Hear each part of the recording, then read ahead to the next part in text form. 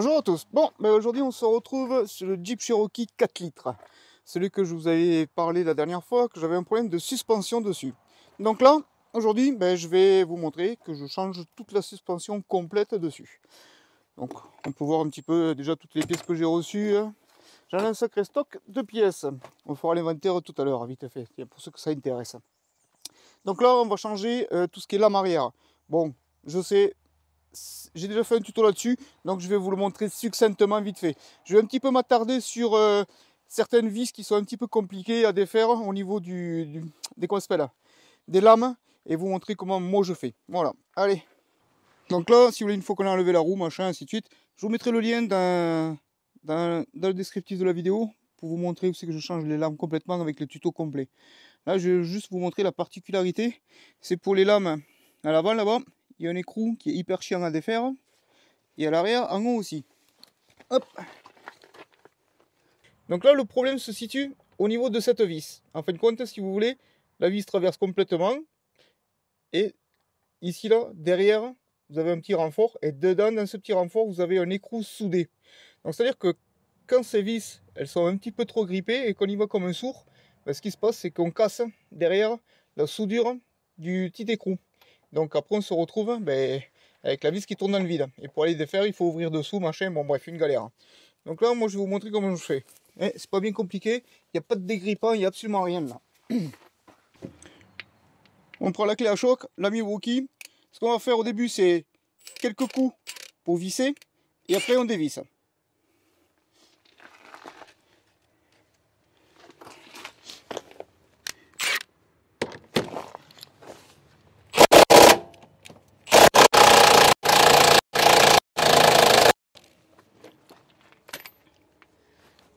Voilà, vous comprenez bien qu'il n'y a pas besoin de forcer comme des malheureux avec des grosses rallonges et ainsi de suite.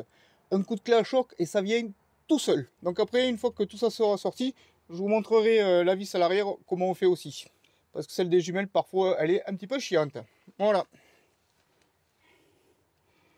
Alors là, comme vous pouvez le voir aussi, on est sur la jumelle arrière. Ici. Et c'est pareil, cette vis, c'est pareil qu'à l'avant. Elle est prise dans la jumelle, elle traverse, puis dans le longeron sur le fond là-bas, il y a une vis qui est soudée. Et pareil, il ne faut pas desserrer comme un tordu avec des comment ça s'appelle, merde, des rallonges de fou, parce que sinon on peut casser les l'écrou soudés. Et c'est un petit peu la merde pour les récupérer. Alors là c'est pareil, je prends une petite rallonge, rien de bien extraordinaire, qui doit faire 50, pareil 70 cm. Il n'y a pas de dégrippage, il n'y a absolument rien là.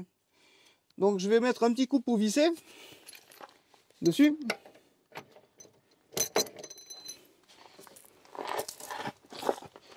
Voilà. Et après on tire, on dévisse.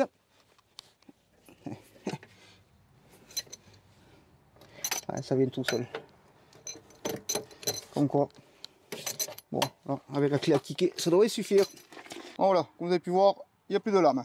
Donc là, ça c'est la vis qui était sur l'avant, la première que j'ai dévissée. Vous voyez, elle est un petit peu rouillée ici, mais rien de bien exceptionnel. On va dire que c'était pas trop bloqué. Bon, ça sort facilement.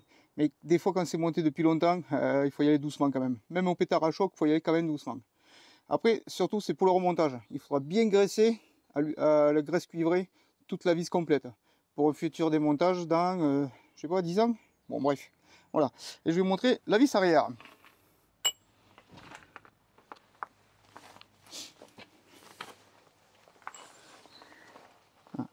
La vis arrière était beaucoup moins, comment ça s'appelle, rouillée, donc encore moins de soucis à faire. Bon. C'est un engin qui est super propre déjà à la base, donc forcément je ne m'attendais pas à avoir trop de difficultés. Voilà. Bon. Vous pouvez quand même voir la différence, si vous voulez, entre l'une et l'autre.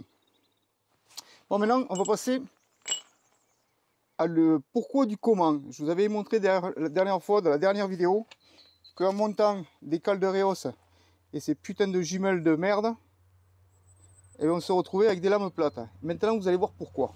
Vous voyez le galbe ici là, hop, on est pile poil plus ou moins aligné, puisque la lame neuve forcément est plus tendue. Et vous avez vu le galbe, comme de la lame, il s'est complètement affaissé. Voilà pourquoi ces jumelles de merde, elles tuent les lames. Voilà, vous avez vu la différence? Et c'est exactement les mêmes lames, c'est les lames d'origine. Ici c'est un paquet de 4 et ici c'est un paquet de 4 aussi. C'est exactement les mêmes lames, elles sont d'origine. Le seul truc qui change, c'est au niveau des cylindres blocs, ici là. Hop là, ils sont un petit peu mieux foutus ceux-là.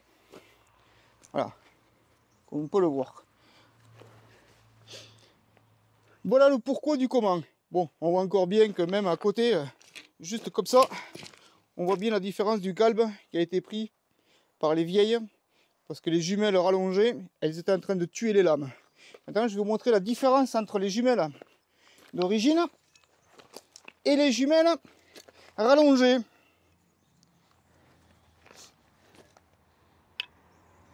Voilà la différence.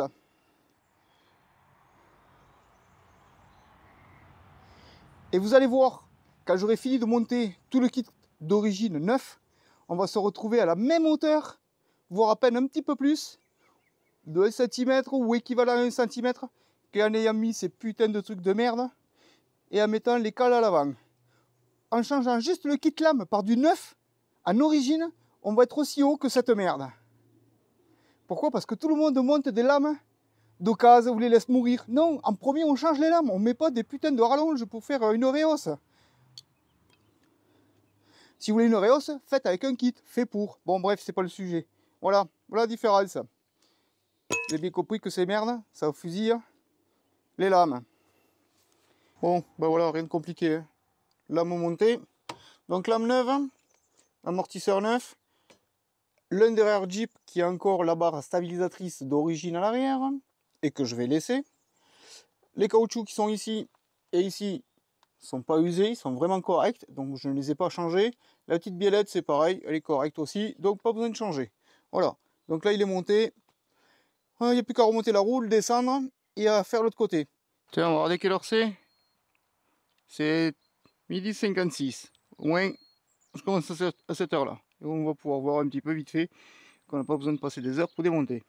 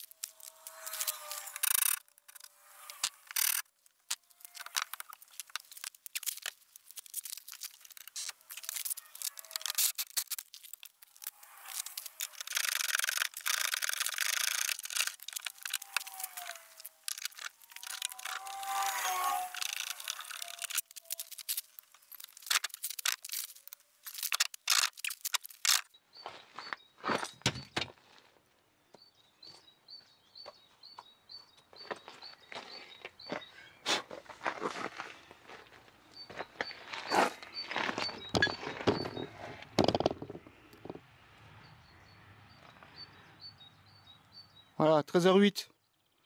13h56 à 13h08. Il faut 10 minutes pour démonter les lames. Bon, ben voilà, ce côté est terminé aussi, l'arrière. On voit bien la lame neuve qui est montée, surtout sur l'arrière là-bas. Voilà. On y reviendra après, une fois que tout sera monté. Donc là, on va travailler sur le train avant. Donc on va lui changer les ressorts avant, amortisseur avant, billette de bar stab avant, amortisseur de direction, disque et plaquette. Maintenant, je vais vous montrer un truc.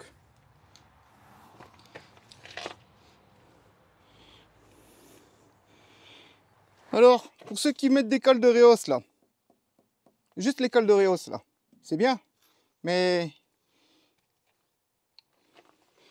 les billettes de bar stable là, il faut mettre des plus longues, faut pas mettre des origines, parce que sinon vous tirez trop sur le, quand vous êtes en débattement, sur la barre stable, et ça nique complètement les cylindres blocs. Bah style comme ça quoi, hein, voilà. Que normalement, c'est quand même censé être comme ça, hein, non pas un truc comme ça. Déjà ça a dû être serré comme un idiot attaqué là, donc c'est complètement mort. Bon ça je l'avais déjà remarqué, hein. De toute façon quand on n'est pas bon, on monte des choses qui sont mauvaises. Bon, allez, on va démonter le ressort, changer un petit peu, tout ça, vite fait, machin, et hop, hop, et je vous montre après le résultat. Bon, là, toujours pareil, je suis sur le train avant. Ici, il y a le ressort qui vient. Donc, normalement, vous avez vu, ils y mettent cette cale, là, et le ressort. Donc déjà, la cale, elle a un jeu extraordinaire, elle a pris. Bon, bref, on s'en fout. Donc, quand on enlève la cale, on se retrouve avec la ferraille comme ça. Mais là, on ne peut pas monter le ressort. Il faut un isolateur. Un isolateur, c'est cette pièce d'origine qui fait 1,5 cm, si je ne m'abuse de mémoire. Et elle vient se positionner là, et on met le ressort dessus. Là, on est sur le ressort neuf, et là, on est sur le ressort usé. Regardez la différence, comme on est bien à la même hauteur ici en bas. Regardez, hop là, j'ai perdu pratiquement, ah, je sais pas, je vais mesurer, tiens, par curiosité.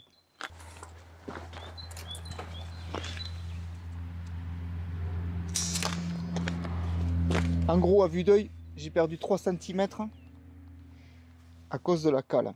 Parce que comme je vous ai montré pour les lames arrière, ça fait la même histoire sur les ressorts à l'avant. Ça les comprime en permanence et forcément, au bout d'un moment, ils se tassent de plus en plus vite, hein, forcément. Voilà, bon, pour ce premier épisode, hein, c'est la remise en état. On va dire qu'on s'arrête là. C'est déjà 18 h pratiquement, hein, fin de la journée. Bon, allez, je vous remercie d'avoir suivi et je vous dis à la prochaine. Non, non, hey, Fox, ça c'est la cale de la voiture. Eh, Fox, rends-moi la cale. Viens ici, là. Viens ici avec le bâton. C'est la cale. Eh, Fox, rends-moi la cale de la voiture. Fox, rends-moi la cale. Viens ici. Ça, c'est la cale de la voiture, la petite grosse. Non, mais je vais pas te le donner à toi aussi. Allez.